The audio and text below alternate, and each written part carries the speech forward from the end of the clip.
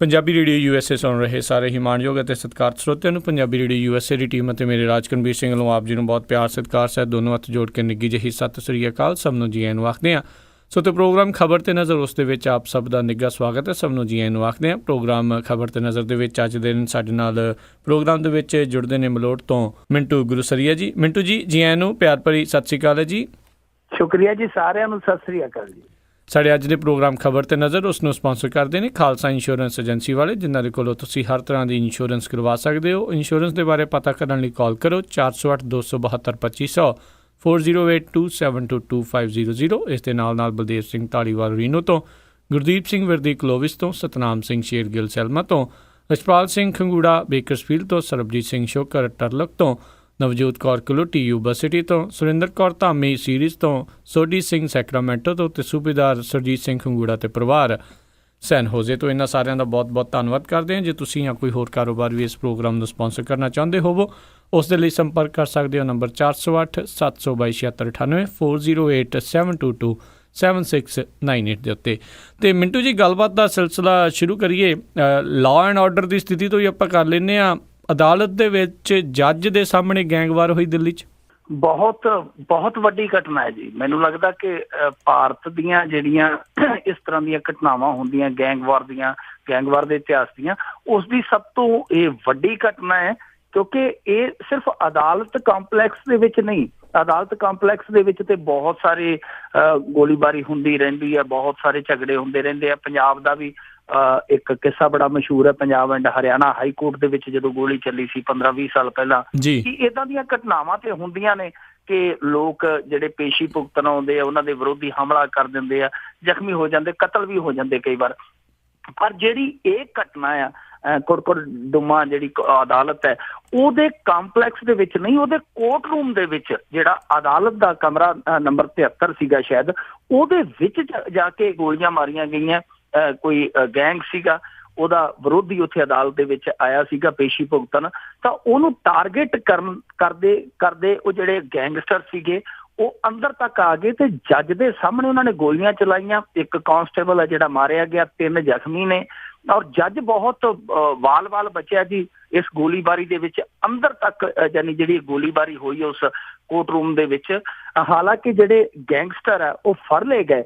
ਪਰ ਸਵਾਲ ਇੱਥੇ ਇਹੀ ਪੈਦਾ ਹੁੰਦਾ ਹੈ ਜੀ ਕਿ ਜਿਹੜੇ ਇਹ ਗੈਂਗਸਟਰ ਸੀਗੇ, ਜਿਨ੍ਹਾਂ ਦੇ ਕੋਲ ਹਥਿਆਰ ਸੀ, ਵੈਪਨ ਸੀਗੇ, ਉਹ ਹਥਿਆਰਬੰਦ ਹੋ ਕੇ ਅੰਦਰ ਤੱਕ ਚਲੇ ਕਿਵੇਂ ਗਏ? ਕਿ ਅਦਾਲਤ ਦੇ ਬੂਹੇ ਅੱਗੇ ਸੁਰੱਖਿਆ ਨਹੀਂ ਸੀ? ਕਿ ਹੋਰ ਜਿਹੜੇ ਯੰਤਰ ਲੱਗੇ ਹੁੰਦੇ ਆ ਉਹ ਨਹੀਂ ਸੀ? ਜੇ ਉਹ ਸੀ, ਸਾਰਾ ਕੁਛ ਹੈ ਸੀ, ਤਾਂ ਫਿਰ ਇਹ ਜਿਹੜੀ ਲਾਪਰਵਾਹੀ ਕਿਵੇਂ ਹੋ ਗਈ, ਚੂਕ ਕਿਵੇਂ ਹੋ ਗਈ ਕਿ ਕਿਸੇ ਨੇ ਉਹਨਾਂ ਨੂੰ ਬਾਹਰ ਰੋਕਿਆ ਹੀ ਨਹੀਂ, ਅੰਦਰ ਤੱਕ ਉਹ ਚਲੇ ਗਏ? ਤਾਂ ਇਹ ਜਿਹੜੀ ਘਟਨਾ ਹੈ, ਇਹ ਸੁਰੱਖਿਆ ਜਿਹੜੀਆਂ ਖਾਮੀਆਂ ਸਾਡੇ ਮੁਲਕ ਦੀਆਂ, ਉਹਨਾਂ ਨੂੰ ਤਾਂ ਉਜਾਗਰ ਕਰਦੀ ਹੈ। ਅੱਗੇ ਇਹ ਚਿੰਤਾ ਵੀ ਪੈਦਾ ਕਰਦੀ ਹੈ ਕਿ ਆਉਣ ਵਾਲੇ ਦਿਨਾਂ 'ਚ ਜੇ ਇਸ ਤਰ੍ਹਾਂ ਗੈਂਗਸਟਰ ਅੰਦਰ ਤੱਕ ਚਲੇ ਜਾਂਦੇ ਤੇ ਫਿਰ ਤੇ ਆ ਕੇ ਜੱਜ ਦੀ ਕੰਨ ਪੱਟੀ ਤੇ ਰੱਖ ਕੇ ਫੈਸਲੇ ਵੀ ਉੱਥੇ ਲਿਖਾ ਲਿਆ ਕਰਨਗੇ, ਭਈਆ ਲਿਖ, ਕਿਉਂਕਿ ਰੋਕਣ ਵਾਲਾ ਹੀ ਕੋਈ ਨਹੀਂ। ਸੋ ਜ਼ਰੂਰੀ ਹੈ ਕਿ ਇਹਨਾਂ ਚੀਜ਼ਾਂ ਨੂੰ ਬਚਾਇਆ ਜਾਵੇ। ਘੱਟ ਤੋਂ ਘੱਟ ਅਦਾਲਤਾਂ ਦੇ ਵਿੱਚ ਇਸ ਤਰ੍ਹਾਂ ਦੀਆਂ ਚੀਜ਼ਾਂ ਨਾ ਹੋਣ। ਅਦਾਲਤਾਂ ਤਾਂ ਅੱਗੇ ਹੀ ਲੋਕਾਂ ਦਾ ਭਰੋਸਾ ਜਿਹੜਾ ਗਵਾ ਚੁੱਕੀਆਂ, ਉਹ ਲੋਕਾਂ ਦਾ ਭਰੋਸਾ ਜਿਹੜਾ ਡਾਵਾਂਡੋਲ ਹੈ ਜੁਡੀਸ਼ਰੀ ਤੋਂ। ਜੇ ਇਸ ਤਰ੍ਹਾਂ ਦੀਆਂ ਘਟਨਾਵਾਂ ਵਾਪਰਨ ਲੱਗ ਗਈਆਂ ਤਾਂ ਫਿਰ ਲੋਕ ਅਦਾਲਤਾਂ 'ਚ ਜਾਣਗੇ ਕੀ ਲੈਣ? ਉਹਨਾਂ ਨੂੰ ਪਤਾ ਫਿਰ ਗੈਂਗਸਟਰਾਂ ਨੇ ਜੇ ਫੈਸਲੇ ਉੱਥੇ ਕਰਨੇ ਆ, ਗੋਲੀਆਂ ਨਹੀਂ ਉੱਥੇ ਜਾ ਕੇ ਸਾਰਾ ਕੁਛ ਝਗੜਾ ਮੁਕਾਉਣਾ, ਤੇ ਫਿਰ ਗੈਂਗਸਟਰ ਇੱਥੇ ਹੀ ਹੈਗੇ ਆ, ਗੈਂਗਸਟਰਾਂ ਕੋਲ ਇੱਥੋਂ ਮੁਕਵਾ ਲੈਂਦੇ ਆ। ਇਹ ਬਹੁਤ ਆਪਣੇ ਆਪ ਦੇ ਵਿੱਚ ਬੜੀ ਵੱਡੀ ਘਟਨਾ।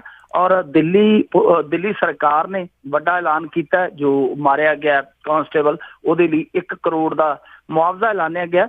ਪਰ ਮੁਆਵਜ਼ੇ ਦੀ ਜਗ੍ਹਾ ਇਹ ਜਾਂਚ ਜ਼ਰੂਰੀ ਹੋਣੀ ਚਾਹੀਦੀ ਸੀ ਕਿ ਇਹ ਸੁਰੱਖਿਆ ਚੂਕ ਜਿਹੜੀ ਹੋਈ ਕਿੱਥੇ। ਜੀ ਬਿਲਕੁਲ। ਤੇ ਅਗਲੀ ਮਿੰਟੂ ਜੀ, ਆਪਾਂ ਜੇ ਗੱਲ ਕਰੀਏ ਸ਼੍ਰੀ ਹਰਿਮੰਦਰ ਸਾਹਿਬ ਨੂੰ ਵਿਸ਼ਵ ਵਿਰਾਸਤ ਦਾ ਦਰਜਾ ਦਿਵਾਉਣ ਦਾ ਮਾਮਲਾ ਇੱਕ ਵਾਰੀ ਫੇਰ ਗੂੰਜਿਆ ਜੀ। ਇਹ ਰਹਿ ਕੇ ਮੁੱਦਾ ਜਿਹੜਾ ਉੱਠਦਾ ਰਿਹਾ। ਪਹਿਲਾਂ ਸਾਨੂੰ ਪਤਾ ਅਤੀਤ ਦੇ ਵਿੱਚ ਬੜੀ ਵਾਰੀ ਇਹ ਮੁੱਦਾ ਜਿਹੜਾ ਸਾਹਮਣੇ ਆਇਆ, ਉਸ ਤੋਂ ਬਾਅਦ ਇਹ ਠੰਡੇ ਬਸਤੇ 'ਚ ਚਲਾ ਗਿਆ ਸੀ। ਪਰ ਹੁਣ ਪਰਸੋਂ ਜਦੋਂ ਭਾਰਤ ਦੇ ਸੈਰ ਸਪਾਟਾ ਅਤੇ ਸੱਭਿਆਚਾਰਕ ਮੰਤਰੀ ਨੇ ਸੰਸਦ ਦੇ ਵਿੱਚ ਇੱਕ ਸਵਾਲ ਦੇ ਜਵਾਬ 'ਚ ਇਹ ਗੱਲ ਕਹੀ ਕਿ ਜਿਹੜੀਆਂ 46 ਇਮਾਰਤਾਂ ਨੇ, ਜਿਹੜੀਆਂ 46 ਸਥਾਨ ਨੇ ਉਹ ਵਿਸ਼ਵ ਵਿਰਾਸਤੀ ਦਰਜੇ ਦੀ ਸੂਚੀ ਦੇ ਵਿੱਚ ਪਾਏ ਗਏ, ਉਹਦੇ 'ਚ ਹਰਿਮੰਦਰ ਸਾਹਿਬ ਦਾ ਨਾਂ ਵੀ ਸ਼ਾਮਲ ਆ। ਕਿਉਂਕਿ ਇਸ ਗੱਲ ਤੇ ਪਹਿਲਾਂ ਬਹੁਤ ਵਿਵਾਦ ਹੋ ਚੁੱਕਾ ਹੈ। ਬਹੁਤ ਸਾਰੇ ਸਿੱਖ ਨੇ ਜਿਹੜੇ ਵਿਰੋਧ ਕਰਦੇ ਨੇ ਕਿ ਕਿਉਂਕਿ ਮਸਲਾ ਇਹ ਹੈ ਕਿ ਜੇਕਰ ਵਿਸ਼ਵ ਵਿਰਾਸਤ ਦਾ ਦਰਜਾ ਮਿਲ ਗਿਆ ਤਾਂ ਫਿਰ ਜਿਹੜਾ ਦੇਖ ਰੇਖ ਹੈ ਉਹ ਯੂਨੈਸਕੋ ਕੋਲ ਚੱਲ ਜਾਏਗਾ। ਕੋਈ ਵੀ ਮੰਨ ਲਓ ਇਮਾਰਤ ਸਾਜੀ ਕਰਨੀ ਹੈ, ਕੋਈ ਵੀ ਕੰਮ ਕਰਨਾ, ਕੋਈ ਵੀ ਪ੍ਰੋਜੈਕਟ ਨਵਾਂ ਆਰੰਭਣਾ ਕੋਈ ਕਰਨਾ, ਤਾਂ ਉਹਨਾਂ ਦੀ ਮਨਜ਼ੂਰੀ ਤੋਂ ਬਗੈਰ ਨਹੀਂ ਚੱਲੇਗਾ ਕੰਮ, ਸਾਰਾ ਇਹਨਾਂ ਦੇ ਹੱਥੋਂ ਵੱਸੋਂ ਬਾਹਰ ਹੋ ਜਾਏਗਾ। ਸੋ ਬਹੁਤ ਵੱਡਾ ਤਬਕਾ ਵਿਰੋਧ ਕਰਦਾ। ਇੱਕ ਛੋਟਾ ਜਿਹਾ ਤਬਕਾ ਇਸ ਤਰ੍ਹਾਂ ਦਾ ਸੀ ਜੋ ਇਹ ਚੀਜ਼ ਦੀ ਵਕਾਲਤ ਕਰਦਾ ਸੀ ਕਿ ਇਹ ਵਿਸ਼ਵ ਵਿਰਾਸਤ ਦਾ ਦਰਜਾ ਜਿਹੜਾ ਉਹ ਦੇ ਦੇਣਾ ਚਾਹੀਦਾ। ਪਰ ਵੇਖਣਾ ਇਹ ਹੋਏਗਾ ਕਿ ਇਹ ਸਭ ਕੁਝ ਹੋਇਆ ਕਦੋਂ ਤੇ ਸਭ ਕੁਝ ਕੀਤਾ ਕਿਸ ਨੇ। ਇਹ 2004 ਦੇ ਵਿੱਚ ਜਦੋਂ ਕਿਰਪਾਲ ਸਿੰਘ ਬਡੂੰਗਰ ਹੁੰਦੇ ਸਨ ਸ਼ਾਇਦ SGPC ਦੇ ਪ੍ਰਧਾਨ, ਉਦੋਂ ਮੈਨੂੰ ਪਤਾ ਨਹੀਂ ਗੁਰਪਾਲ ਸਿੰਘ ਬਡੂੰਗਰ ਸੀਗੇ ਜਿਹੜੇ ਉਹ ਇੱਥੋਂ ਦੇ SGPC ਦੇ ਪ੍ਰਧਾਨ ਸੀ ਜਾਂ ਅਕਾਲ ਤਖਤ ਦੇ ਮੁਖੀ ਸੀ, ਪਰ ਹੈ ਸੀ ਉਦੋਂ ਉਹਨਾਂ ਦੇ ਕਾਰਜਕਾਲ ਦੇ ਦੌਰਾਨ ਇਹ ਉਦੋਂ ਮਤਾ ਪਾਸ ਕੀਤਾ ਗਿਆ। ਉਸ ਤੋਂ ਬਾਅਦ ਇੱਕ ਬੀਬੀ ਸੀਗੀ, ਉਹਦੀ ਕੰਪਨੀ ਸੀ, ਮੈਨੂੰ ਯਾਦ ਹੈ ਉਸ ਸਮੇਂ ਉਹਦੇ ਕੋਲੋਂ ਡੋਜ਼ੀਅਰ ਬਣਵਾਏ ਗਏ, ਉਹਦੇ ਲਈ ਇਹ ਸਾਰਾ ਮਾਮਲਾ ਤਿਆਰ ਕੀਤਾ ਗਿਆ ਤੇ ਉਹਦੇ ਲਈ ਬਕਾਇਦਾ 20 ਲੱਖ ਰੁਪਏ ਦਾ ਉਸ ਸਮੇਂ ਦੇ ਵਿੱਚ ਭੁਗਤਾਨ ਵੀ ਕੀਤਾ ਗਿਆ ਸੀ। ਬਡੂੰਗਰ ਸਾਹਿਬ ਬਦਲ ਗਏ ਸ਼ਾਇਦ, ਹਾਂ SGPC ਦੇ ਉਹ ਪ੍ਰਧਾਨ ਸੀਗੇ ਤੇ ਉਸ ਤੋਂ ਬਾਅਦ ਆ ਗਈ ਸੀ ਬੀਬੀ ਜਗੀਰ ਕੌਰ।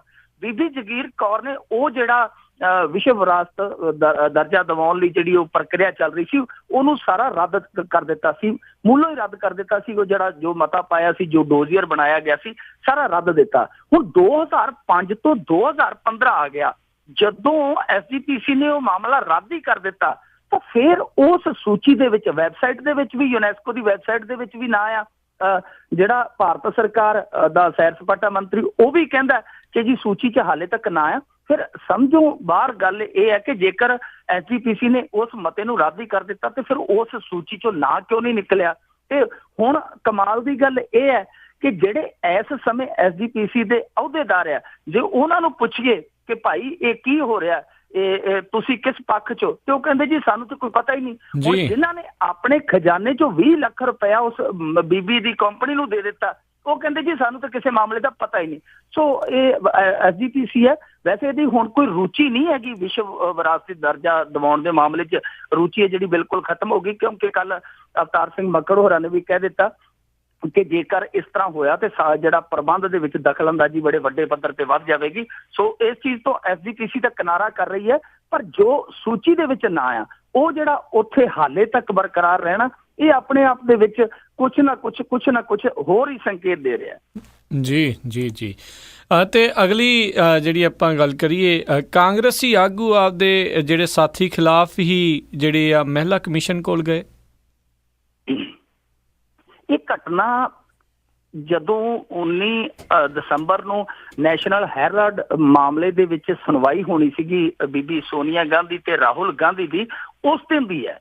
ਉਸ ਦਿਨ ਪੰਜਾਬ ਦੇ ਕਾਂਗਰਸੀਆਂ ਨੇ ਜਗ੍ਹਾ ਜਗ੍ਹਾ ਤੇ ਧਰਨੇ ਮੁਜ਼ਾਹਰਿਆਂ ਦਾ ਪ੍ਰੋਗਰਾਮ ਉਲੀਕਿਆ ਸੀਗਾ। ਮੋਗੇ ਦੇ ਵਿੱਚ ਵੀ ਇਸ ਤਰ੍ਹਾਂ ਦਾ ਪ੍ਰੋਗਰਾਮ ਸੀ ਤੇ ਉੱਥੇ ਇਹ ਵਿਵਾਦ ਜਿਹੜਾ ਨਿਕਲ ਕੇ ਸਾਹਮਣੇ ਆ ਗਿਆ। ਡਾਕਟਰ ਮਾਲਤੀ ਥਾਪਰ ਨੇ, ਸੀਨੀਅਰ ਮਹਿਲਾ ਅਕਾਲੀ ਆਗੂ, ਉਹਨਾਂ ਨੇ ਦੋਸ਼ ਲਾਇਆ ਸੀ ਕਿ ਜਿਹੜਾ ਉੱਥੋਂ ਦਾ ਹੁਣ ਜ਼ਿਲ੍ਹਾ ਪ੍ਰਧਾਨ ਆ ਦਰਸ਼ਨ ਸਿੰਘ ਬਰਾੜ, ਬੜਾ ਮਸ਼ਹੂਰ ਹੈ ਕਾਂਗਰਸੀ, ਉਸ ਨੇ ਤੇ ਉਹਦੇ ਬੇਟੇ ਨੇ ਮੈਨੂੰ ਭੱਦੀ ਸ਼ਬਦਾਵਲੀ 'ਚ ਗਾਲਾਂ ਕੱਢੀਆਂ, ਮੰਦ ਜਿਹੜੇ ਸ਼ਬਦ ਆ ਉਹ ਬੋਲੇ, ਅਪਸ਼ਬਦ ਬੋਲੇ, ਜਾਤੀ ਸੂਚਕ ਜਿਹੜੇ ਆ ਉਹ ਵੀ ਸ਼ਬਦ ਕਹੇ। ਉਸ ਤੋਂ ਬਾਅਦ ਉਹਨਾਂ ਨੇ FIR ਦਰਜ ਕਰਾ ਦਿੱਤੀ ਸੀ ਦੋਵਾਂ ਤੇ, ਥਾਣੇ ਦੇ ਵਿੱਚ FIR ਦਰਜ ਹੋ ਗਈ ਬਕਾਇਦਾ। ਉਹਦੇ ਲਈ ਕੈਪਟਨ ਅਮਰਿੰਦਰ ਸਿੰਘ ਨੇ ਲਾਲ ਸਿੰਘ ਨੂੰ ਨਿਯੁਕਤ ਕੀਤਾ ਸੀ ਕਿ ਸਾਰੇ ਮਾਮਲੇ ਦੀ ਤੁਸੀਂ ਦੇਖ ਰੇਖ ਕਰੋ। ਹੋਇਆ ਕੀ ਜੀ ਕਿ ਉਸ ਤੋਂ ਬਾਅਦ ਉਸੇ ਇਲਾਕੇ ਦਾ ਇੱਕ ਹੋਰ ਕਾਂਗਰਸੀ ਸੀਗਾ ਕਰਨਲ ਬਾਬੂ ਸਿੰਘ, ਉਹਨੇ ਚੋਣ ਵੀ ਲੜੀ ਹੈ ਨਿਹਾਲ ਸਿੰਘ ਵਾਲਾ ਇਲਾਕੇ ਤੋਂ ਮੈਨੂੰ ਲੱਗਦਾ, ਤਾਂ ਉਹਨੇ ਵੀ ਇਹੀ ਦੋਸ਼ ਲਾਇਆ ਕਿ ਦਰਸ਼ਨ ਸਿੰਘ ਬਰਾੜ ਨੇ ਮੈਨੂੰ ਵੀ ਜਾਤੀ ਸੂਚਕ ਕਦੇ ਸ਼ਬਦ ਬੋਲੇ ਸਨ, ਮੈਨੂੰ ਵੀ ਗਾਲਾਂ ਕੱਢੀਆਂ, ਉਹਦਾ ਵਤੀਰਾ ਜਿਹੜਾ ਬੜਾ ਗਲਤ ਹੈ ਜੀ। ਹੁਣ ਜਿਹੜੀ ਡਾਕਟਰ ਮਾਲਤੀ ਥਾਪਰ ਹੈ ਉਹਨੇ ਮਹਿਲਾ ਆਯੋਗ ਕੋਲ, ਮਹਿਲਾ ਕਮਿਸ਼ਨ ਕੋਲ ਜਾ ਕੇ ਸ਼ਿਕਾਇਤ ਕਰ ਦਿੱਤੀ ਹੈ। ਯਾਨੀ ਪੰਜਾਬ ਪੁਲਿਸ ਦੀ FIR ਤਾਂ ਹੋਈ ਸੀ, ਉਹ ਮਹਿਲਾ ਕਮਿਸ਼ਨ ਦੇ ਵਿੱਚ ਚਲੇ ਗਈ ਹੈ ਤੇ ਦਰਸ਼ਨ ਸਿੰਘ ਬਰਾੜ ਦੇ ਜਿਹੜੀਆਂ ਮੁਸ਼ਕਲਾਂ ਵੱਧਦੀਆਂ ਨਜ਼ਰ ਆਉਂਦੀਆਂ। ਹੁਣ ਦੇਖੋ ਕਾਂਗਰਸ ਵਾਲੇ ਤਾਂ ਸੰਦੇਸ਼ ਦੇ ਰਹੇ ਸੀ ਜੀ ਸਾਡੇ ਚੋਂ ਫੁੱਟ ਖਤਮ ਹੋ ਗਈ, ਸਾਡੇ ਚੋਂ ਜਿਹੜੀ ਆਪੋ ਧਾਪ ਵਾਲੀ ਗੱਲ ਸੀਗੀ ਉਹ ਅਸੀਂ ਖਤਮ ਕਰ ਦਿੱਤੀ, ਪਾਟੋ ਧਾੜ ਹੈ ਜਿਹੜੀ ਮੁਕਾ ਲਈ, ਅਸੀਂ ਹੁਣ ਸੰਗਠਿਤ ਹੋ ਗਏ, ਇਕਮੁੱਠ ਹੋ ਗਏ। ਪਰ ਇਹੋ ਜਿਹੇ ਮਾਮਲੇ ਜਿਹੜੇ ਆ ਉਹ ਰਹਿ ਕੇ ਸਾਹਮਣੇ ਆ ਰਹੇ। ਖੰਨੇ ਦੇ ਵਿੱਚ ਬੀਬੀਆਂ ਨੇ ਇੱਕ ਦਿਨ ਰੋਸ ਪ੍ਰਦਰਸ਼ਨ ਕੀਤਾ, ਕਹਿੰਦੇ ਜੀ ਸਾਨੂੰ ਕੋਈ ਪੁੱਛਦਾ ਹੀ ਨਹੀਂ, ਜਦੋਂ ਭੀੜ ਜਟਾਉਣੀ ਹੁੰਦੀ ਹੈ, ਜਦੋਂ ਇਕੱਠ ਵਿਖਾਉਣਾ ਹੁੰਦਾ, ਉਦੋਂ ਸਾਨੂੰ ਟਰੱਕਾਂ 'ਚ ਭਰ ਲਿਆ ਜਾਂਦਾ, ਬੱਸਾਂ 'ਚ ਭਰ ਲਿਆ ਜਾਂਦਾ, ਮੁੜ ਕੇ ਸਾਡੀ ਕੋਈ ਗੱਲ ਹੀ ਨਹੀਂ ਸੁਣਦਾ। ਉਧਰ ਜਗਮੀਤ ਬਰਾੜ ਨੇ ਕੱਲ ਬੜਾ ਵੱਡਾ ਖੁਲਾਸਾ ਕਰ ਦਿੱਤਾ, ਕਹਿੰਦਾ ਜੀ ਜਿਹੜਾ ਰਾਣਾ ਗੁਰਮੀਤ ਸੋਢੀ ਹੈ ਉਹਦੇ ਅਕਾਲੀਆਂ ਨਾਲ ਮਿਲੇ ਹੋਣ ਦੇ ਸਾਡੇ ਕੋਲ ਪੁਖਤਾ ਸਬੂਤ ਆ। ਉਹ ਰਾਣਾ ਗੁਰਮੀਤ ਸੋਢੀ ਹੈ ਜਿਹੜਾ ਅਕਾਲੀਆਂ ਨਾਲ ਮਿਲਿਆ ਹੋਇਆ, ਉਹਨੇ ਜਿਹੜੀਆਂ ਚੋਣਾਂ ਮੁਕਤਸਰ, ਫਰੀਦਕੋਟ, ਫਿਰੋਜ਼ਪੁਰ ਇਸ ਇਲਾਕੇ 'ਚ ਜਿਹੜੀਆਂ ਹੋਈਆਂ ਉਹ ਅੰਦਰ ਖਾਤੇ ਹਰਵਾਈਆਂ ਚੋਣਾਂ। ਸੋ ਰਹਿ ਕੇ ਕਾਂਗਰਸ ਦੇ ਵਿੱਚੋਂ ਇਹੋ ਜਿਹੇ ਮਾਮਲੇ ਸਾਹਮਣੇ ਆਉਣੇ ਇਸ ਗੱਲ ਦਾ ਪ੍ਰਮਾਣ ਆ ਕਿ ਕਾਂਗਰਸ ਦੇ ਵਿੱਚ ਕੈਪਟਨ ਆਉਣ ਦੇ ਬਾਵਜੂਦ ਹਾਲੇ ਵੀ ਸਭ ਅੱਛਾ ਨਹੀਂ। ਆਗੇ ਦੇਖੀਏ ਹੋਤਾ ਹੈ ਕਿਆ। ਜੀ ਅਤੇ ਆਪਾਂ ਜੇ ਅਗਲੀ ਗੱਲ ਕਰੀਏ, ਅਬੋਹਰ ਕਾਂਡ ਦੇ ਵਿਰੋਧ ਜਿਹੜੇ ਕਰਨਗੇ ਜਿਹੜੇ MP ਜਿਹੜੇ ਕਾਂਗਰਸ ਦੇ ਜਿਹੜੇ ਸੀਗੇ CM ਘਰ ਘਿਰਨ ਗਏ ਸੀ ਉਹਨਾਂ ਦਾ, ਪ੍ਰਕਾਸ਼ ਬਾਦਲ ਹੁਣਾਂ ਦਾ, ਉਹਨਾਂ ਤੇ ਜਿਹੜੀਆਂ ਜਲ ਤੋਪਾਂ ਜਿਹੜੀਆਂ ਵਰਾਈਆਂ ਗਈਆਂ। ਜੀ ਅਬੋਹਰ ਕਾਂਡ ਨੂੰ ਲੈ ਕੇ ਤੁਹਾਨੂੰ ਪਤਾ ਕਿ ਸਿਆਸਤ ਬੜੀ ਤੇਜ਼ ਹੋਈ ਹੈ। BJP ਆਪਦੀ ਜਗ੍ਹਾ ਕਰ ਰਹੀ ਹੈ, ਕਾਂਗਰਸ ਆਪਦੀ ਜਗ੍ਹਾ ਕਰ ਰਹੀ ਹੈ, ਆਮ ਆਦਮੀ ਪਾਰਟੀ ਵੀ ਇਸ ਮਾਮਲੇ ਦੇ ਵਿੱਚ ਬਹੁਤ ਵੱਡਾ ਸਟੈਂਡ ਲੈ ਚੁੱਕੀ ਹੈ। ਉਹਨਾਂ ਨੇ ਸੰਸਦ ਦੇ ਵਿੱਚ ਵੀ ਇਹ ਮਾਮਲਾ ਉਠਾਇਆ। ਤਾਂ ਸਾਰੀਆਂ ਪਾਰਟੀਆਂ ਇਸ ਮਾਮਲੇ ਤੇ ਸਿਆਸਤ ਕਰ ਰਹੀਆਂ ਔਰ ਇਸੇ ਚੀਜ਼ ਦਾ ਹੀ ਹਿੱਸਾ ਸੀਗਾ ਜੀ ਕੱਲ ਦਾ ਇਹਨਾਂ ਦਾ ਪ੍ਰਦਰਸ਼ਨ ਜਿਹੜਾ ਚੰਡੀਗੜ੍ਹ ਦੇ ਵਿੱਚ ਕੀਤਾ ਗਿਆ। ਇਹਨਾਂ ਨੇ ਪਹਿਲਾਂ ਹੀ SC ਸੈੱਲ ਦੇ ਸੱਦੇ ਤੇ ਕਹਿ ਦਿੱਤਾ ਸੀ ਕਿ ਅਸੀਂ ਘਿਰਾਓ ਕਰਾਂਗੇ। ਇਸ ਕਰਕੇ ਪੁਲਿਸ ਨੇ ਪਹਿਲਾਂ ਹੀ ਪੁਖਤਾ ਪ੍ਰਬੰਧ ਕਰ ਰੱਖੇ ਸਨ। ਜਿਵੇਂ ਹੀ ਅੱਗੇ ਵਧੇ ਇਹਨਾਂ ਨੂੰ ਖਦੇੜ ਦਿੱਤਾ ਗਿਆ। ਪਰ ਮਸਲਾ ਹੁਣ ਇਹੀ ਹੈ ਜੀ ਕਿ ਜਿਹੜੀ ਸਿਆਸਤ ਅੱਜ ਕਾਂਗਰਸ ਕਰ ਰਹੀ ਹੈ ਕਿ ਦਲਿਤਾਂ ਦੇ ਨਾਲ ਅਤਿਆਚਾਰ ਹੋ ਰਿਹਾ, ਦਲਿਤਾਂ ਦੇ ਜਿਹੜੇ ਹੱਕ ਹੈ ਉਹ ਖੋਏ ਜਾ ਰਹੇ ਆ, ਦਲਿਤਾਂ ਨੂੰ ਦਬਾਇਆ ਕੁਚਲਿਆ ਜਾ ਰਿਹਾ। ਉਹ ਚੀਜ਼ਾਂ ਜਦੋਂ UPA ਸਰਕਾਰ ਸੀ 10 ਸਾਲ ਰਹਿ ਕੇ ਗਈ, ਇਹ ਚੀਜ਼ਾਂ ਸਾਰੇ ਮੁਲਕ ਦੇ ਵਿੱਚ ਚੱਲਦੀਆਂ ਰਹੀਆਂ। ਮੰਦਰਾਂ ਦੇ ਵਿੱਚ ਦਲਿਤਾਂ ਨੂੰ ਵੜਨ ਨਹੀਂ ਸੀ ਦਿੱਤਾ ਜਾਂਦਾ, ਦਲਿਤਾਂ ਨੂੰ ਪੂਰੀ ਨੁਮਾਇੰਦਗੀ ਨਹੀਂ ਸੀ ਦਿੱਤੀ ਜਾਂਦੀ ਸੱਤਾ ਦੇ ਵਿੱਚ। ਇਹ ਸਭ ਕੁਝ ਉਦੋਂ ਵੀ ਹੁੰਦਾ ਰਿਹਾ ਜਦੋਂ ਕੈਪਟਨ ਅਮਰਿੰਦਰ ਸਿੰਘ ਰਿਹਾ ਜਾਂ ਪਿੱਛੇ ਬੇਅੰਤ ਸਿੰਘ, ਬੀਬੀ ਭੱਠਲ, ਜਿਹੜਾ ਹਰਚਰਨ ਸਿੰਘ ਬਰਾੜ, ਇਹ ਜਦੋਂ ਮੁੱਖ ਮੰਤਰੀ ਰਹੇ ਉਦੋਂ ਵੀ ਹੁੰਦਾ ਰਿਹਾ। ਪਰ ਹੁਣ ਇਹ ਆਪੋਜੀਸ਼ਨ ਦੇ ਵਿੱਚ ਆ। ਹੁਣ ਇਹਨਾਂ ਨੂੰ ਪਤਾ ਹੈ ਕਿ ਪੰਜਾਬ ਸਰਕਾਰ ਜਿਹੜੀ ਉਹ ਘਿਰੀ ਹੋਈ ਹੈ। ਸੋ ਹੁਣ ਇਸ ਤਰ੍ਹਾਂ ਦੀਆਂ ਚੀਜ਼ਾਂ ਹੋਣੀਆਂ ਜਿਹੜੀਆਂ ਲਾਜ਼ਮੀ ਹੈ। ਵੈਸੇ ਸਿਆਸੀ ਨੇ ਸਿਆਸਤ ਹੀ ਕਰਨਗੇ, ਪਰ ਅਸਲ ਦੇ ਵਿੱਚ ਇਹ ਸਵਾਲ ਉੱਠਦਾ ਹੈ ਕਿ ਜਦੋਂ ਕੱਲ ਭੀਮ ਦੇ ਜਿਹੜਾ ਭਾਈਚਾਰਾ ਹੈ ਜਾਂ ਭੀਮ ਦੇ ਜਿਹੜੇ ਮਾਪੇ ਆ, ਜਦੋਂ ਉਹਨਾਂ ਨੇ ਪੰਜਾਬ ਬੰਦ ਦਾ ਸੱਦਾ ਦਿੱਤਾ, ਉਦੋਂ ਤੇ ਕਿਸੇ ਨੇ ਇਸ ਨੂੰ ਹੰਗਾਰਾ ਨਹੀਂ ਦਿੱਤਾ। 2 ਕੁ ਸ਼ਹਿਰਾਂ ਦੇ ਵਿੱਚ ਹੀ ਬੰਦ ਕਰਾ ਸਕੇ, ਕੋਈ ਕਿਸੇ ਨੇ ਉਹਨਾਂ ਦਾ ਸਾਥ ਨਹੀਂ ਦਿੱਤਾ। ਪਰ ਆਪਣੇ ਪੱਧਰ ਤੇ ਜਦੋਂ ਇਹਨਾਂ ਦੇ ਨੇਤਾਵਾਂ ਨੇ ਨੰਬਰ ਬਣਾਉਣੇ ਸਨ, ਉਹ ਜਾ ਕੇ ਘਿਰਾਓ ਕਰਨ ਤੁਰ ਗਏ। ਅੱਛਾ, ਘਿਰਾਓ ਕਿਹਦਾ ਕਰਨ ਤੁਰੇ ਗਏ? CM ਦਾ। ਤੇ CM ਤੇ ਬਾਦਲ ਬੈਠਾ ਸੀ। ਉਹ ਤੇ ਕੱਲ ਸਾਡੇ ਇੱਥੇ ਅਸੀਂ ਜਾ ਕੇ ਪ੍ਰੈਸ ਕਾਨਫਰੰਸ ਕੀਤੀ, ਉਹ ਤੇ ਪ੍ਰਕਾਸ਼ ਸਿੰਘ ਬਾਦਲ ਤੇ ਆਪਦੇ ਪਿੰਡ ਬਾਦਲ ਬੈਠਾ ਸੀ। ਇਹ ਘਿਰਾਓ ਪਤਾ ਨਹੀਂ ਕਿਹਦਾ ਕਰਨ ਗਏ। ਜੀ ਤੇ ਆਪਾਂ ਜੇ ਅਗਲੀ ਗੱਲ ਕਰੀਏ, ਬਲਦੀਪ ਸਿੰਘ ਜਿਨ੍ਹਾਂ ਨੇ ਪਹਿਲਾਂ ਵੀ ਖਡੂਰ ਸਾਹਿਬ ਤੋਂ ਜਿਹੜੀ MP ਦੀ ਚੋਣ ਜਿਹੜੀ ਉੱਥੋਂ ਲੜੀ ਸੀ ਉਸ ਇਲਾਕੇ ਦੇ ਵਿੱਚੋਂ, ਉਹ ਜਿਹੜੀ ਆ ਜਿਮਨੀ ਚੋਣ ਜਿਹੜੀ ਆ ਖਡੂਰ ਸਾਹਿਬ ਦੀ ਆਜ਼ਾਦ ਉਮੀਦਵਾਰ ਦੇ ਤੌਰ ਤੇ ਲੜਨਗੇ। ਹਾਂਜੀ, ਬੜਾ ਵੱਡਾ ਐਲਾਨ ਕੀਤਾ ਕੱਲ ਉਹਨਾਂ ਨੇ। ਆਜ਼ਾਦ ਨਹੀਂ ਲੜਨਗੇ, ਇਹ ਲੜਨਗੇ ਜੀ ਜਿਹੜੀ ਸਵਰਾਜ ਲਹਿਰ ਹੈ। ਜਿੱਦਾਂ ਡਾਕਟਰ ਗਾਂਧੀ ਨੇ, ਹਰਿੰਦਰ ਸਿੰਘ ਖਾਲਸਾ ਜੀ ਨੇ, ਪ੍ਰੋਫੈਸਰ ਮਨਜੀਤ ਸਿੰਘ ਨੇ, ਜਿਹੜੇ ਵੱਖ ਹੋਏ ਨੇ, ਆਮ ਆਦਮੀ ਪਾਰਟੀ ਚੋਂ ਕੱਢ ਦਿੱਤੇ ਗਏ ਜਾਂ ਆਪਣੇ ਆਪ ਵੱਖ ਹੋਏ ਗਏ, ਉਹਨਾਂ ਜਿਵੇਂ ਯੋਗੇਂਦਰ ਯਾਦਵ ਸੀਗੇ, ਉਹਨਾਂ ਨੇ ਬਣਾਇਆ ਹੋਇਆ ਜਿਹੜਾ ਸਵਰਾਜ ਲਹਿਰ ਧੜਾ, ਉਹ ਹੌਲੀ ਹੌਲੀ ਪਸਾਰ ਰਿਹਾ ਪੰਜਾਬ ਦੇ ਵਿੱਚ ਆਪਣੇ ਖੰਭਾਂ ਨੂੰ ਕਿ ਕਿੱਡੀ ਕੁ ਉਡਾਰੀ ਅਸੀਂ ਭਰ ਸਕਦੇ ਹਾਂ। ਉਸੇ ਸਵਰਾਜ ਲਹਿਰ ਦੇ ਉਮੀਦਵਾਰ ਵਜੋਂ ਇਹਨਾਂ ਨੂੰ ਭਾਈ ਬਲਦੀਪ ਸਿੰਘ ਹੋਰਾਂ ਨੂੰ ਉਮੀਦਵਾਰ ਬਣਾ ਕੇ ਖਡੂਰ ਸਾਹਿਬ ਦੇ ਮੈਦਾਨ 'ਚ ਉਤਾਰਿਆ ਗਿਆ। ਜਿਵੇਂ ਕਿ ਤੁਸੀਂ ਦੱਸਿਆ ਕਿ ਇਹਨਾਂ ਨੇ ਲੋਕ ਸਭਾ ਦੀ ਚੋਣ ਲੜੀ ਹੋਈ ਹੈ। ਠੀਕ ਹੈ, ਵਧੀਆ ਪ੍ਰਦਰਸ਼ਨ ਕੀਤਾ ਸੀ, ਇਹਨਾਂ ਨੇ ਜਿੱਤ ਪ੍ਰਾਪਤ ਨਹੀਂ ਕਰ ਸਕੇ, ਪਰ ਇਹ ਫਿਰ ਮੈਦਾਨ 'ਚ ਉਤਰੇ ਨੇ। ਇਹ ਵੀ ਘੱਟ ਦਿਲਚਸਪ ਗੱਲ ਨਹੀਂ ਹੈ, ਕਿਉਂਕਿ ਆਮ ਆਦਮੀ ਪਾਰਟੀ ਇਹ ਇਸ ਸਮੇਂ ਜਿਹੜੀ ਹੈ ਉਹ ਜਿਮਨੀ ਚੋਣ ਨਹੀਂ ਲੜ ਰਹੀ। ਕਾਂਗਰਸ ਵੀ ਕੋਈ ਦਿਲਚਸਪੀ ਨਹੀਂ ਦਿਖਾ ਰਹੀ। ਅਕਾਲੀ ਤੁਹਾਨੂੰ ਪਤਾ ਕਿ ਉਹ ਬੜੇ, ਜਦੋਂ ਐਲਾਨ ਹੋਇਆ ਉਦੋਂ ਹੀ ਬੜੇ ਅਗਰੈਸਿਵ ਹੋ ਗਏ ਸੀ, ਬੜੇ ਐਕਟਿਵ ਹੋ ਗਏ ਸੀ ਉਸ ਇਲਾਕੇ ਦੇ ਵਿੱਚ। ਪ੍ਰਕਾਸ਼ ਸਿੰਘ ਬਾਦਲ ਤੇ 10 ਦਿਨ ਉੱਥੇ ਸੰਗਤ ਦਰਸ਼ਨ ਲਗਾਤਾਰ ਕਰਕੇ ਆਏ ਆ। ਸੋ ਇਹਨਾਂ ਪਾਰਟੀਆਂ ਦੀ ਜਿਹੜੀ ਜਿੱਦਾਂ ਕਹਿ ਲਈਏ ਕਿ ਥੋੜੀ ਜਿਹੀ ਘੱਟ ਦਿਲਚਸਪੀ ਇਹਨਾਂ ਲਈ ਵੱਧ ਦਿਲਚਸਪੀ ਬਣ ਗਈ ਕਿ ਅਸੀਂ ਕਿਉਂ ਨਾ ਮੁਕਾਬਲਾ ਕਰੀਏ। ਘੱਟੋ ਘੱਟ ਲੋਕਾਂ ਦੇ ਵਿੱਚ ਇਹ ਤਾਂ ਸੰਕੇਤ ਜਾਵੇ ਕਿ ਆਮ ਆਦਮੀ ਪਾਰਟੀ ਜਿਹੜੀ ਹੈ ਭੱਜ ਗਈ। ਜੀ ਇਹੀ ਗੱਲ ਇਹ ਜਾ ਕੇ ਕਹਿਣਗੇ, ਕਿਉਂਕਿ ਇਹਨਾਂ ਦੇ ਤੁਹਾਨੂੰ ਪਤਾ ਮਤਭੇਦ ਆ, ਇਹ ਗੱਲ ਇਹੀ ਕਹਿਣਗੇ ਜਾ ਕੇ ਕਿ ਆਮ ਆਦਮੀ ਪਾਰਟੀ ਮੈਦਾਨ 'ਚ ਭੱਜ ਗਈ, ਅਸੀਂ ਮੈਦਾਨ 'ਚ ਡਟੇ ਹਾਂ, ਸਾਡੀ ਸਪੋਰਟ ਕਰੋ। ਇਹਨਾਂ ਦਾ ਹੋ ਸਕਦਾ ਕਿ ਚਾਰਾ ਹੈ ਜਿਹੜਾ ਉਹ ਇਹੀ ਹੈ ਕਿ ਅਕਾਲੀ ਦਲ ਤੇ ਭਾਜਪਾ ਦਾ ਗੱਠਜੋੜ ਹੈ ਜਿਹੜਾ ਉਹ ਇਸ ਸਮੇਂ ਲੋਕਾਂ ਦੇ ਆਕਰੋਸ਼ ਦਾ ਸਾਹਮਣਾ ਕਰ ਰਿਹਾ, ਲੋਕਾਂ ਦਾ ਰੌਹ ਜਿਹੜਾ ਆ ਉਹ ਉਹਦੇ ਵਿਰੋਧ 'ਚ ਹੈ, ਤਾਂ ਅਸੀਂ ਉਸ ਨੂੰ ਆਪਣੇ ਪਾਸੇ ਢਾਲ ਕੇ ਇੱਕ ਵੱਡੀ ਜਿੱਤ ਦਰਜ ਕਰ ਲਈਏ ਤਾਂ ਸਾਡਾ ਜਿਹੜਾ ਸਿਆਸੀ ਉਡਾਨ ਭਰਨ ਦਾ, ਸਿਆਸੀ ਪ੍ਰਵਾਜ ਭਰਨ ਦਾ ਜਿਹੜਾ ਇੱਕ ਸਿਲਸਿਲਾ ਹੈ ਉਹ ਬੜਾ ਤਾਕਤਵਰ ਢੰਗ ਨਾਲ ਸ਼ੁਰੂ ਹੋਏਗਾ। ਸੋ ਇਹ ਹੁਣ ਦੇਖਣਾ ਪਵੇਗਾ ਕਿ ਖਡੂਰ ਸਾਹਿਬ ਦੇ ਵਿੱਚ ਕਿਸ ਤਰ੍ਹਾਂ ਦੀ ਅਰਜਿਤ ਕਰਦੇ ਆ, ਆਪਣੇ ਆਪ ਨੂੰ ਪ੍ਰਦਰਸ਼ਿਤ ਕਰਦੇ ਆ, ਇਹ ਤਾਂ ਹੁਣ ਸਮਾਂ ਦੱਸੇਗਾ। ਪਰ ਆਮ ਆਦਮੀ ਪਾਰਟੀ ਲਈ ਮੁਸ਼ਕਲਾਂ ਜਿਹੜੀਆਂ ਮੈਨੂੰ ਲੱਗਦੀਆਂ ਕਿ ਉਹ ਕੱਲੀਆਂ ਖਡੂਰ ਸਾਹਿਬ ਹਲਕੇ 'ਚ ਹੀ ਖੜੀਆਂ ਨਹੀਂ ਕਰਨਗੇ, ਅੱਗੇ ਜਿਵੇਂ ਮੈਦਾਨ ਭਖੇਗਾ ਸਵਰਾਜ ਲਹਿਰ ਵਾਲੇ ਪਿੱਛੇ ਆਉਣਗੇ, ਗੱਲ ਉਹ ਬਣ ਜਾਣੀ ਹੈ ਨਾ ਖੇਡਣਾ ਨਾ ਖੇਡਣ ਦੇਣਾ। ਜੀ ਤੇ ਅਗਲੀ ਜੇ ਮਿੰਟੂ ਜੀ ਆਪਾਂ ਗੱਲ ਕਰੀਏ ਪੰਜਾਬ ਦੇ ਅੰਦਰ ਜਿਹੜੇ ਅਮਨ ਕਾਨੂੰਨ ਦੀ ਜਿਹੜੀ ਵਿਵਸਥਾ ਆ ਉਸ ਦੇ ਜਿਹੜੇ ਪੋਤੜੇ ਖੋਲ੍ਹਦੀ ਆ ਜਿਹੜੀ ਨਵੀਂ ਰਿਪੋਰਟ ਆਈ ਆ, ਇਸ ਸਾਲ ਵੀ ਜਿਹੜੇ ਅਪਰਾਧ ਵਧੇ ਹੀ ਨੇ।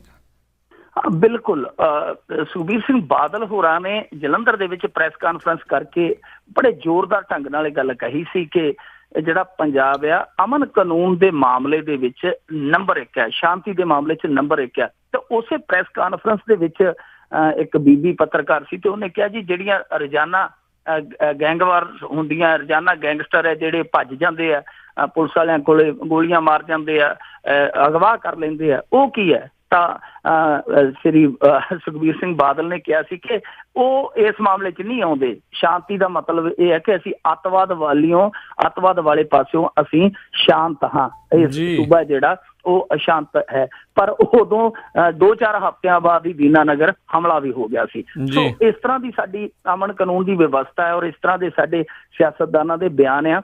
ਪਰ ਜਿਹੜਾ ਹੁਣ ਸਾਰੇ ਸਾਲ ਦਾ ਜੇ ਆંકੜਾ ਇਕੱਠਾ ਕਰੀਏ ਤਾਂ ਇਸ ਸਾਲ ਵੀ ਜਿਹੜਾ ਅਪਰਾਧ ਦਾ ਗ੍ਰਾਫ ਹੈ ਉਹ ਘਟਿਆ ਨਹੀਂ, ਅਪਰਾਧ ਦਾ ਗ੍ਰਾਫ ਹੈ ਜਿਹੜਾ ਵੱਧਦਾ ਹੀ ਜਾ ਰਿਹਾ ਹਰੇਕ ਸਾਲ। ਉਲਟਾ ਇਹ ਹੋ ਰਿਹਾ ਹੈ ਕਿ ਜਿਹੜੀ ਪੰਜਾਬ ਪੁਲਿਸ ਆ ਉਹ ਹੁਣ FIR ਦਰਜ ਨਹੀਂ ਕਰਦੀ। ਮੈਂ ਪਿੱਛੇ ਜੇ ਇੱਕ ਸੁਪਰੀਮ ਕੋਰਟ ਦੇ ਵਿੱਚ ਕੇਸ ਗਿਆ ਸੀਗਾ, ਉਹਨੂੰ ਦੇਖ ਰਿਹਾ ਸੀ ਤਾਂ ਸੁਪਰੀਮ ਕੋਰਟ ਦੇ ਜਦੋਂ ਇਹਨਾਂ ਨੂੰ ਖਿੱਚਿਆ ਪੰਜਾਬ ਪੁਲਿਸ ਨੂੰ ਤਾਂ ਕਈ ਮਾਮਲੇ ਇਸ ਤਰ੍ਹਾਂ ਦੇ ਸੀਗੇ ਜਿਹੜੇ ਨੌਜਵਾਨ ਲਾਪਤਾ ਹੋਏ 2-2 ਸਾਲ ਦੇ, ਜਿਨ੍ਹਾਂ ਦੇ ਮਾਪਿਆਂ ਦੇ ਬੱਚੇ 1.5 ਸਾਲ ਪਹਿਲਾਂ ਤੋਂ ਲਾਪਤਾ ਹੋਏ ਆ, ਉਹਨਾਂ ਦੀ FIR ਦਰਜ ਜਿਹੜੀ ਉਹ ਬਾਅਦ ਦੇ ਵਿੱਚ ਕੀਤੀ ਗਈ ਜਦੋਂ ਕੇਸ ਸੁਪਰੀਮ ਕੋਰਟ 'ਚ ਚਲਾ ਗਿਆ, ਯਾਨੀ ਉਹਨਾਂ ਦੀ FIR ਦਰਜ ਨਹੀਂ ਕੀਤੀ ਗਈ। ਉਹ ਇਸ ਲਈ ਕਿ ਆંકੜੇ ਪਹਿਲਾਂ ਹੀ ਇੰਨੇ ਜ਼ਿਆਦਾ ਨੇ। ਪੰਜਾਬ ਪੁਲਿਸ ਹੈ ਜਿਹੜੀ FIR ਦਰਜ ਨਹੀਂ ਕਰਦੀ, ਉਹ ਇਸ ਕਰਕੇ ਕਿ ਸਾਡੀ ਕੁਰਸੀ ਨਾ ਹਿੱਲੇ। ਹਰੇਕ ਥਾਣਾ ਇਹ ਚਾਹੁੰਦਾ ਕਿ ਜਿਹੜੇ FIR ਜਿਹੜੇ ਮਾਮਲੇ ਉਹ ਘੱਟ ਤੋਂ ਘੱਟ ਦਰਜ ਹੋਣ। ਤੇ ਪਰ ਫਿਰ ਵੀ ਇਸ ਦੇ ਬਾਵਜੂਦ ਜੇ ਅੱਜ ਪੰਜਾਬ ਦੀ ਤੁਹਾਨੂੰ ਮੈਂ ਅਪਰਾਧਿਕ ਦੁਨੀਆ ਦਾ ਇੱਕ ਸ਼ੀਸ਼ਾ ਦਿਖਾਵਾਂ ਤਾਂ ਉਹ ਦੰਗ ਕਰਨ ਵਾਲਾ ਜੀ। ਰੋਜ਼ਾਨਾ 5 ਅਗਵਾ ਕਾਂਡ ਵਾਪਰਦੇ ਆ, ਰੋਜ਼ਾਨਾ 5 ਕੇਸ ਹੈ ਜਿਹੜੇ ਇਰਾਦਾ ਕਤਲ ਦੇ ਆ, 3 ਕੇਸ ਹੈ ਰੋਜ਼ਾਨਾ ਦੇ ਉਹ ਜਬਰ ਜਨਾਹ ਦੇ ਆ, 11 ਜਿਹੜੇ ਕੇਸ ਹੈ ਰੋਜ਼ਾਨਾ ਦੇ ਚੋਰੀਆਂ ਦੇ ਆ, ਖੋਹਣ ਦੀ ਜਿਹੜੀ ਲੁੱਟ ਖੋਹ ਕਹਿ ਦਿੰਦੇ ਆਪਾਂ ਉਹਦੀਆਂ 4, 11 ਠੱਗੀਆਂ ਰੋਜ਼ਾਨਾ ਵੱਜਦੀਆਂ ਨੇ, ਸੰਨ ਲਾਉਣ ਦੀਆਂ 8 ਘਟਨਾਵਾਂ ਹਰ ਰੋਜ਼ ਵਾਪਰਦੀਆਂ ਤੇ 2 ਕਤਲ, 2 ਤੋਂ 5 ਕਤਲ ਜਿਹੜੇ ਆ ਉਹ ਪੱਕੇ ਆ ਹਰੇਕ ਦਿਨ। ਸੋ ਇਹ ਗ੍ਰਾਫ ਉਦੋਂ ਹੈ ਜਦੋਂ ਥਾਣਿਆਂ ਦੇ ਵਿੱਚ FIR ਦਰਜ ਕਰਨ ਲਈ ਬਹੁਤ ਜ਼ਿਆਦਾ ਸੰਘਰਸ਼ ਕਰਨਾ ਪੈਂਦਾ ਪੀੜਤਾਂ ਨੂੰ, ਬਹੁਤ ਪਾਪੜ ਵੇਲਣੇ ਪੈਂਦੇ ਕਿਉਂਕਿ ਪੁਲਿਸ ਇਹ ਮਾਮਲਾ ਦਰਜ ਕਰਦੀ ਨਹੀਂ। ਰਿਪੋਰਟ ਲਿਖ ਲਈ, ਦਰਖਾਸਤ ਲਿਖਾ ਲਈ, DDR ਕੱਟ ਦਿੱਤੀ, FIR ਦਰਜ ਕਰਨ 'ਚ ਬੜੀ ਆਨਾਕਾਨੀ ਕਰਦੀ ਹੈ ਪੁਲਿਸ। ਪਰ ਫਿਰ ਵੀ ਬਾਵਜੂਦ ਇਸ ਦੇ ਦੇਖੋ ਸਾਡੀ ਕਾਨੂੰਨ ਵਿਵਸਥਾ ਜਿਹੜੀ ਉਹ ਕਿਸ ਪੱਧਰ ਦੀ ਹੈ। ਤਾਂ ਹੁਣ ਪੰਜਾਬ ਦੇ ਜਦੋਂ ਡਿਪਟੀ CM ਕਹਿਣਗੇ ਕਿ ਪੰਜਾਬ ਜਿਹੜਾ ਸ਼ਾਂਤੀ 'ਚ ਨੰਬਰ 1 ਆ ਜੀ, ਸੋ ਉਹਨਾਂ ਨੂੰ ਇਹ ਆંકੜਿਆਂ ਦੀ ਰਿਪੋਰਟ ਹੈ ਜਿਹੜੀ ਉਹ ਟੋਕੇਗੀ ਜ਼ਰੂਰ, ਟੋਕੇਗੀ ਜੀ ਬਿਲਕੁਲ। ਪਰ ਜੇ ਉਹ ਸੁਣਨ ਨੂੰ ਤਿਆਰ ਹੋਣਗੇ ਤਾਂ ਜਿਸ ਚੀਜ਼ ਦੇ ਲਈ ਪੱਕੇ ਇਹਨਾਂ ਦੇ ਕੰਨ ਬੰਦ ਨੇ। ਅਤੇ ਇੱਕ ਵੀਡੀਓ ਬਹੁਤ ਵਾਇਰਲ ਜਿਹੜੀ ਹੋ ਰਹੀ ਆ, ਨਰਿੰਦਰ ਮੋਦੀ ਹੁਣਾਂ ਦੀ ਮਾਸਕੋ ਪਹੁੰਚੇ ਆ, ਜਦੋਂ ਰਾਸ਼ਟਰੀ ਗਾਨ ਹੋ ਰਿਹਾ ਸੀ ਉਦੋਂ ਆਪਣੇ ਜਿਹੜਾ ਜੀ ਸ਼ਾਇਦ ਜ਼ਿਆਦਾ ਉਹ ਰੋਹ 'ਚ ਆ ਗਏ ਤੇ ਤੁਰਨੀ ਲੱਗ ਗਏ ਅੱਗੇ, ਮਸਾਂ ਹੀ ਉਹਨਾਂ ਨੂੰ ਰੋਕ ਕੇ ਲਿਆਂਦਾ ਵਾਪਸ ਜੀ। ਉਹਨਾਂ ਨੂੰ ਤੇ ਚਾਹ ਹੀ ਇੰਨਾ ਹੈ, ਪਹਿਲਾਂ ਉਹਨਾਂ ਦਾ ਵੀਜ਼ਾ ਨਹੀਂ ਸੀ ਲੱਗਦਾ, ਜਹਾਜ਼ ਨਹੀਂ ਸੀ ਚੜ੍ਹਦੇ, ਹੁਣ ਵੀਜ਼ੇ ਲੱਗੇ ਆ ਤੇ ਹੁਣ ਉਹ ਜਹਾਜ਼ 'ਚ ਉਤਰਦੇ ਨਹੀਂ। ਉਹ ਜਿਹੜਾ ਉੱਡਣਾ ਪ੍ਰਧਾਨ ਮੰਤਰੀ ਮਿਲਿਆ ਮੁਲਕ ਨੂੰ, ਇੱਧਰ ਆਉਂਦਾ ਹੀ ਨਹੀਂ ਗਾ, ਬਸ ਆਉਂਦਾ ਤੇ ਆਪਣੇ ਕੱਪੜੇ ਬੈਗ 'ਚ ਪਾ ਕੇ ਚਲਾ ਜਾਂਦਾ। ਫਿਰ ਜੋਸ਼ ਇੰਨਾ ਹੈ ਕਿ ਪਿਛਲੀ ਵਾਰੀ ਜਦੋਂ ਮੈਨੂੰ ਲੱਗਦਾ ਅਮਰੀਕਾ 'ਚ ਗਿਆ ਸੀ ਤੇ ਉੱਥੇ ਵੀ ਇਦਾਂ ਦਾ ਇੱਕ ਮਾਮਲਾ ਆਇਆ ਸੀਗਾ ਸਾਹਮਣੇ, ਹਾਲਾਂਕਿ ਬਾਅਦ ਦੇ ਵਿੱਚ ਉਹਨੂੰ ਕੱਜ ਦਿੱਤਾ ਗਿਆ, ਤਿਰੰਗੇ ਦੇ ਉੱਤੇ ਮੈਨੂੰ ਲੱਗਦਾ ਆਟੋਗ੍ਰਾਫ ਦੇ ਦਿੱਤਾ ਇਹਨਾਂ ਨੇ। ਤੇ ਹੁਣ ਇਹ ਜਿਹੜਾ ਰਾਸ਼ਟਰੀ ਗਾਨ ਦਾ ਅਪਮਾਨ ਦਾ ਮਾਮਲਾ ਸਾਹਮਣੇ ਆ ਰਿਹਾ। ਸੋ ਪ੍ਰਧਾਨ ਮੰਤਰੀ ਜੇਕਰ ਪ੍ਰੋਟੋਕਾਲ ਤੋਂ ਪਾਸੇ ਜਾਂਦਾ, ਲਾਂਭੇ ਜਾਂਦਾ ਤਾਂ ਫਿਰ ਮੁਲਕ ਦਾ ਤਾਂ ਤੁਹਾਨੂੰ ਪਤਾ ਹੀ ਹੈ ਰਾਮ ਰਾਖਾ। ਜੀ ਜੀ ਜੀ ਬਿਲਕੁਲ। ਤੇ ਬਹੁਤ ਬਹੁਤ ਧੰਨਵਾਦ ਮਿੰਟੂ ਗੁਰਸਰੀਆ ਜੀ, ਤੁਸੀਂ ਸਾਡੇ ਨਾਲ ਜੁੜੇ ਇਹਨਾਂ ਖਬਰਾਂ ਬਾਰੇ ਸਾਨੂੰ ਇਹ ਜਾਣਕਾਰੀ ਦਿੱਤੀ। ਅਗਲੇ ਮਿੰਟ ਲਈ ਤੁਹਾਡਾ ਧੰਨਵਾਦ, ਮਿਹਰਬਾਨੀ, ਸਤਿ ਸ਼੍ਰੀ ਅਕਾਲ। ਸ਼ੁਕਰੀਆ। ਜਿਸ ਉੱਤੇ ਇੱਥੇ ਹੀ ਜਿਹੜਾ ਅੱਜ ਦਾ ਇਹ ਪ੍ਰੋਗਰਾਮ ਆ ਉਹ ਹੁਣ ਸਮਾਪਤ ਹੁੰਦਾ ਆ। ਅਤੇ ਮਿੰਟੂ ਗੁਰਸਰੀਆ ਜੀ ਸਾਡੇ ਨਾਲ ਰੋਜ਼ਾਨਾ ਜੁੜਦੇ ਨੇ ਬਲਤੇਜ ਪੰਨੂ ਹੋਣਾ ਦੀ ਗੈਰ ਹਾਜ਼ਰੀ ਦੇ ਵਿੱਚ। ਅਤੇ ਆਪਾਂ ਜਿਹੜੇ ਜੀ ਇਸ ਪ੍ਰੋਗਰਾਮ ਦੀ ਸਮਾਪਤੀ ਵੱਲ ਵੱਧ ਰਹੇ ਹਾਂ, ਪਰ ਉਸ ਤੋਂ ਪਹਿਲਾਂ ਜਾਂਦੇ ਜਾਂਦੇ ਤੀਸਮਾਰ ਖਾਂ ਹੋਣਾ ਦਾ ਲਿਖਿਆ ਹੋਇਆ ਅਜਨਾਮਾ ਤੁਹਾਡੇ ਲਈ ਪੇਸ਼ ਕਰਦੇ ਹਾਂ। ਚਰਚਾ ਹੁੰਦੀ ਚਮਕੌਰ ਦੇ ਸ਼ਹਿਰ ਵਾਲੀ, ਉੱਥੇ ਪਹਿਲਾਂ ਚਮਕੌਰ ਦੀ ਗੜੀ ਹੈ ਸੀ। ਲਸ਼ਕਰ ਲੱਖਾਂ ਦੇ ਘੇਰਿਆ ਚਾਲੀਆਂ ਨੂੰ, ਜਿੱਥੇ ਜੰਗ ਅਸਾਮੀ ਜਹੀ ਲੜੀ ਹੈ ਸੀ। ਉਹ ਵਕਤ ਦੀ ਯਾਦ ਮਨਾਉਣ ਦੇ ਲਈ ਸ਼ਰਧਾ ਨਾਲ ਆਈ ਸੰਗਤ ਬੜੀ ਹੈ ਸੀ। ਭਿੜ ਗਏ ਉੱਥੇ ਸੀ ਧੜੇ ਅਕਾਲੀਆਂ ਦੇ, ਪੱਗ ਲੱਥੀ ਤਾਂ ਹੱਥਾਂ ਵਿੱਚ ਫੜੀ ਹੈ ਸੀ। ਕਾਹਦੀ ਦਿੱਤੀ ਸ਼ਰਧਾਂਜਲੀ ਆਗੂਆਂ ਨੇ, ਕੀਤੀ ਲੱਗਦਾ ਬੇਸ਼ਰਮੀ ਦੀ ਹੱਦ ਹੈ ਜੀ। ਮੇਲੇ ਉੱਪਰ ਸਿਆਸਤ ਜਦ ਹੋਈ ਭਾਰੂ, ਵਰਕਾ ਸ਼ਰਧਾ ਦਾ ਦਿੱਤਾ ਉਲੱਦ ਹੈ ਜੀ। ਅਤੇ ਲਓ ਸਰੋਤਿਓ, ਇਹ ਸੀਗਾ ਅਜਨਾਮਾ। ਅਤੇ ਹੁਣ ਇੱਥੇ ਹੀ ਮੈਨੂੰ ਰਾਜਕਰਨਵੀਰ ਸਿੰਘ ਨੂੰ ਵੀ ਇਜਾਜ਼ਤ ਦਿਓ। ਮੇਰੇ ਵੱਲੋਂ ਵੀ ਆਪ ਸਭ ਨੂੰ ਬਹੁਤ ਪਿਆਰ ਸਤਿਕਾਰ ਸਹਿਤ ਦੋਨੋਂ ਹੱਥ ਜੋੜ ਕੇ ਨਿੱਘੀ ਜਿਹੀ ਸਤਿ ਸ੍ਰੀ ਅਕਾਲ। ਜਿਉਂਦੇ ਵਾਸਤੇ ਰਹੋ, ਹੱਸਦੇ ਖੇਲਦੇ ਰਹੋ, ਸੁਣਦੇ ਰਹੋ ਜੀ ਪੰਜਾਬੀ ਰੇਡੀਓ USA।